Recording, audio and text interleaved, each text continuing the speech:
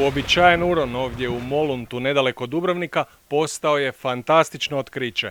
Na dubini od 85 metara ronioci su pronašli izgubljenu njemačku podmornicu potopljenu u Prvome svjetskom ratu prije više od 100 godina.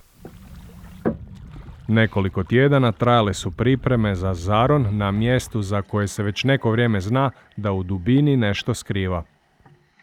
Na 85 metara dosta je tamno i jako je teško roniti bez svjetla. Temperatura je bila 14 stupnjeva, cijeli uron je trajao 3 sata. Malo je bolja vidljivost nego prošlih dana, tako da smo mogli malo bolje snimiti stanje olupine. Pa brod nije. Ronili smo na olupinu, pretpostavljali smo da je minolovac, međutim nema konture broda i naprijed ima karakterističan detalj krilca, to meni sve liči na podmornicu neku.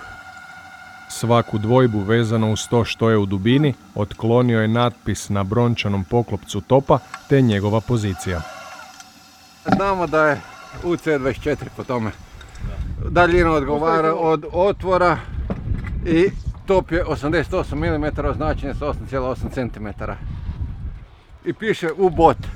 Bila je duga 55 metara, a nakon isplovljavanja iz Boke, pogodivši je torpedom u desni bok, potopilo je francuska podmornica Circe. Ovo je jedina podmornica u Jadranu. Odlično je to što leži na dubini od 85 metara i bit će dostupna većini tehničkih ronioca. Nadam se da ćemo još puno puta zaroniti na njoj.